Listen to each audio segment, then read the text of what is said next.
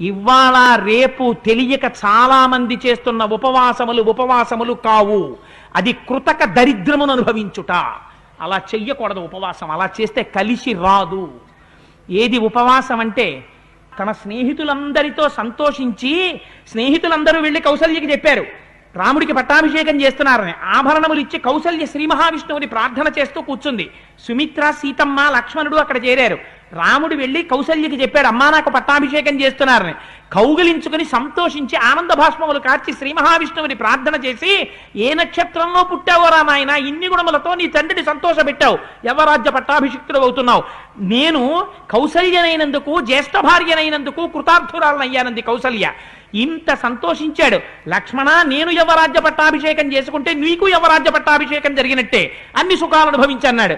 వచ్చి స్నేహితులందరినీ పంపించిన తరువాత స్నానం చేసి పూజాగృహంలో ప్రవేశించి హవిస్సుని తల మీద పెట్టుకుని తీసుకొచ్చి శ్రీ మహావిష్ణువుకి హవిస్సులు ఇచ్చారు. అగ్నిలో ఇచ్చి మిగిలిపోయినటువంటి హవిస్సుని తాను తిన్నాడు. ఇవాళ చాలా మంది దృష్టిలో అన్నం మానేయడం ఉపవాసం. అది ఉపవాసం కాదు, అశనము. నువ్వు ఒక జన్మలో వేరొకరికి పెట్టలేదు కనుక ఈ జన్మలో తినక దరిద్రం అనుభవిస్తున్నావు.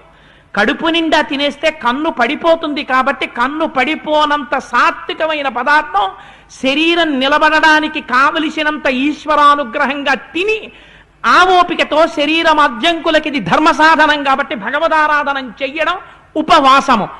అంటే సమీపమునందు, వసి అంటే నివసించుట, ఈశ్వరుని గుణముల యందు తాను మునుక వేయుట.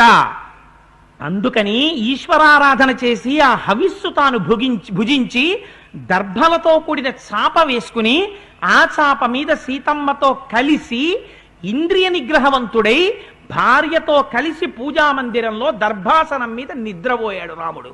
ఇంకొక జాము ఉందనగానే నిద్ర లేచాడు. నిద్ర లేచి అలంకృతం చేసి సంధ్యావందనం చేసి బ్రాహ్మణుల్ని పిలిచి అక్కడంతా కూడా స్వస్తివాచనం చేశాడు. పురమంతా సంతోషం, ఎక్కడ చూసినా ఆనందంతో ఉంది. దీనికి ఉపవాసం అని పేరు. ఇవాళ రేపు ఉపవాసం అంటే ఎంత భ్రష్టు పట్టిందంటే, ఒళ్ళు ఊగిపోతున్నా, ఒంటి నిండా షుగర్ ఉన్నా, అలా ఉండకరా చచ్చిపోతావని డాక్టర్ చెప్పినా భగవంతుడి పేరు చెప్పి తినకపోవడం పెద్ద సర్టిఫికెట్ అయిపోయింది. అది దరిద్రం అనుభవించుట. అలా చెయ్యడం కలిసి రాదు కూడా.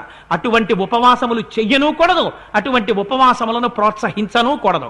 అంటే నా ఉద్దేశం నవకాయ పిండి వంటలతో భోజనాలు చేయమని కాదు. సాత్వికమైన పదార్థం, పాలు పళ్ళు లాంటివి పుచ్చుకోవచ్చు, సాత్వికమైన పదార్థం తినచ్చు. ఈ శరీరాన్ని నిలబెట్టుకుని కడుపు నిండా తినమని కాదు. ఎంత తింటే శరీరం నిలబడుతుందో అంత తిని శరీరాన్ని నిలబెట్టుకోవాలి. వాడు నిజంగా ఉపవాసం చేసినవాడు. ఇవాళ ఉపవాసం అంటే వీడు కాడు ఉపవాసి, అన్నం మానేసిన వాడు ఉపవాసి. ఇలా తయారైంది ప్రపంచం. ఎంత చెప్పినా ఉపవాసం తలకెక్కదు. ఇలాంటి భ్రష్టమైనటువంటి ఆచారాలు దేశంలో వ్యాప్తమైపోతున్నాయి. రామాయణం చూపించింది ఉపవాసం చేయడం ఎలాగో.